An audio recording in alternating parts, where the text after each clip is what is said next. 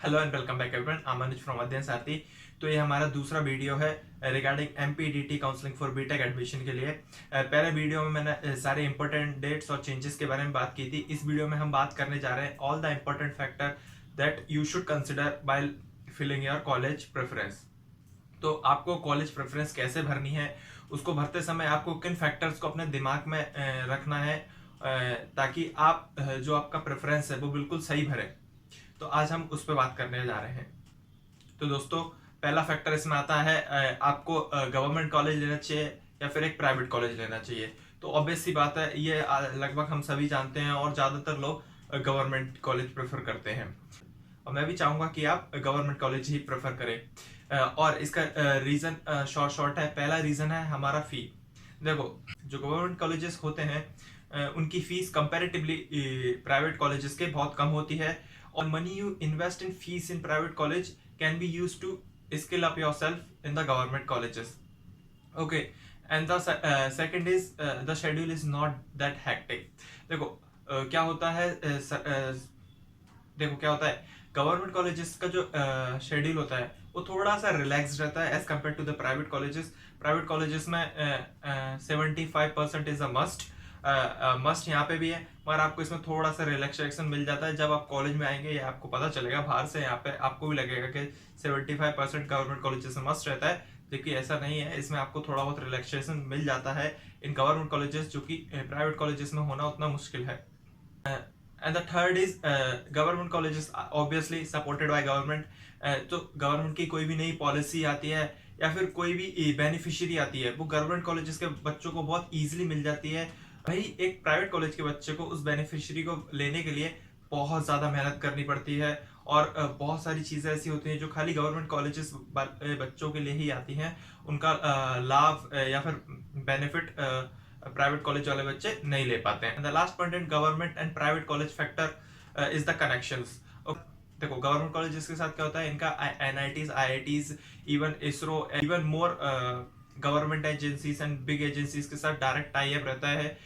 तो इनके student exchange programme and बहुत सारी वर्कशॉप्स होती है। लाइक कॉलेजेस में इसरो आती है, उनके साइंटिस्ट आते हैं, कोई वर्कशॉप अरेंज कर रहे हैं। आईआईटीज के प्रोफेसर्स हैं जो आपको एनपीटीईएल पे पढ़ाते हुए मिलेंगे, वो भी वर्कशॉप्स और वेबिनार्स करते रहते हैं। और मेजरली उन वेबिनार्स या फिर वर्कशॉप्स में गवर्नमेंट कॉलेजेस के बच्चे अलाउड होते हैं। Okay, now here we come to the second point, जो कि मेरे हिसाब से बहुत ज़्यादा इंपॉर्टेंट पॉइंट है, सिटी। तो एमपी में जो सिटीज़ हैं उनको आप तीन कैटेगरीज में डिवाइड कर सकते हैं, A B C.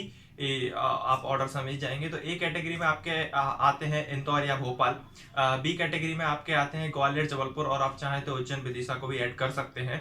And rest आते हैं आपके सी कैटेगरी में। तो देखिए, अगर आप इंजीनियरिंग कर रहे हैं और वो भी एक एमपी के स्टेट लेवल कॉलेज से, तो ये बात शॉर्ट है कि अगर आप पहली बात, अगर आप कोडिंग करते हैं तो आपको एनआईटीज, आईआईटीज या फिर कोई भी अच्छे कॉलेज की तरह इन कॉलेजेस में कोडिंग कल्चर नहीं मिलने वाला। आपको कोडिंग के लिए एक बाहर ट्यूशन लगाना पड़ेगा या फिर कोई ऑनलाइन कोर्स लेना पड़ेगा, और मेजरली बच्चे ट्यूशन ही लगाते हैं। तो इसके लिए आपको चाहिए कि आप एक ऐसे शहर में रहें जहाँ पे आपको इस तरह की कोचिंग्स बहुत ईजिली और बहुत अच्छी क्वालिटी की अवेलेबल हों। कोचिंग फैक्टर में और चीज़ें आती हैं, लाइक यूपीएससी। बहुत सारे बच्चे चाहते हैं कि वो इंजीनियरिंग के दौरान यूपीएससी की तैयारी करें, तो इसमें भी आपका कोचिंग फैक्टर आएगा। वो भी आपको ए कैटेगरी के जो हमारे शहर हैं उनमें बेटर मिलेगी। अगर आप कैट के लिए भी प्रिपेयर करते हैं तो भी आप ए कैटेगरी पे रिलाई कर सकते हैं। हाँ, अगर आप एमपीपीएससी के लिए तैयारी करना चाहते हैं तो आप ए या बी कैटेगरी कोई भी सिटी चूज कर सकते हैं। बहुत सारे बच्चे जो कि कोर ब्रांचेस में है प्रिपेयर करते हैं अपने ईएसी, गेट और बहुत सारे गवर्नमेंट इंजीनियरिंग एग्जाम होते हैं, like JE, AESC and many more. के लिए भी ए कैटेगरी वाली जो सिटीज हैं वो बेस्ट रहेंगी। सिटी फैक्टर में ही अगली चीज आती है क्वालिटी ऑफ प्रोफेसर्स। तो ऑब्वियस सी बात है, देखिए, कोई एक ऐसा प्रोफेसर है जिसको कोई भी कॉलेज लेने को तैयार है, लाइक उसका एक्सपीरियंस, ग्रेड्स, क्वालिटी इतनी अच्छी है कि उसको कोई भी कॉलेज लेने को तैयार है, तो मोस्ट प्रोबेबली वो चाहेगा कि वो खुद सेटल हो एक ए कैटेगरी सिटी में for the sake of his own lifestyle.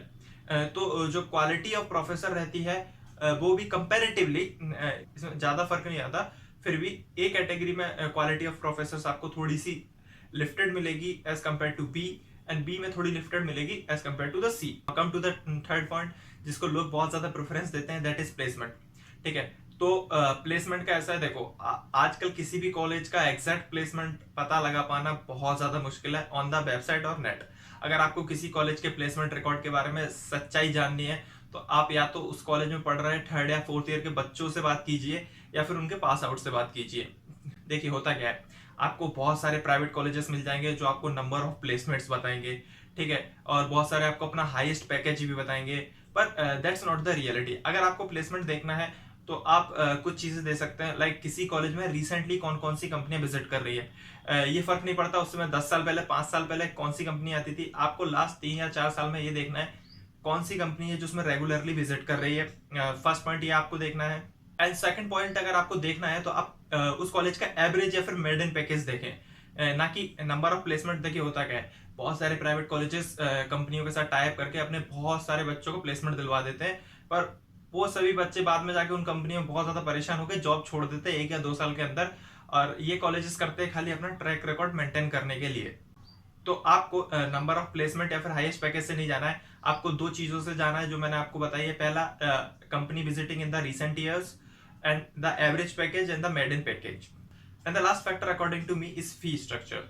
देखिए एक बीटेक खाली एक डिग्री है, आप इसको समझिए, एक डिग्री एक प्रोफेशनल कोर्स है। बच्चे प्रोफेशनल कोर्स क्यों करते हैं? क्योंकि उनको 4 साल बाद कोई जॉब सिक्योरिटी चाहिए, कोई प्लेसमेंट चाहिए, ठीक है। अब आप एक ऐसे कॉलेज में जाके 4 साल में इतना पैसा बर्बाद कर देते हैं या फिर इतना पैसा उनको दे देते हैं और वो कॉलेज आपको एक जॉब भी सिक्योर करके नहीं दिला सकता, तो आप पूरा पैसा अपना बर्बाद कर रहे हैं। उससे अच्छा आप अपना पैसा कहीं इन्वेस्ट करके अपना खुद का एक business, small level business start कर सकते हैं, जो कि आपको ऑनेस्टली जो उस कॉलेज का एवरेज पैकेज है उससे ज्यादा ही कमा के देने वाला है। लाइक अगर आप किसी प्राइवेट कॉलेज में जाके उसमें 1 से 1.5 लाख रुपए साल का फीस देते हैं, फिर उनके अदर एक्सपेंसेस भी बहुत होते हैं, और 1 से 1.5 लाख रुपए साल का पकड़ के आप उस कॉलेज में खर्च करते हैं। ओके, तो आप 4 साल में अपना 4 से 6 लाख का रुपए तक का उस कॉलेज में खर्चा कर देते हैं और फिर वो आपको दिलाता है 20 से 30 हजार की नौकरी। तो my friend that's not worth it. उससे अच्छा है आप किसी अच्छे से कॉलेज से जाके बीएससी करिए, ठीक है, किसी एग्जाम के लिए प्रिपेयर करिए, या फिर वो 6 लाख रुपए बचा के अपना कुछ स्टार्टअप डालिए या फिर कुछ भी बिजनेस चालू करिए। So these are the factor जो मुझे लगा आपको ध्यान में रखना चाहिए while selecting your colleges. And for more educational videos like this, keep watching अध्ययन साथी।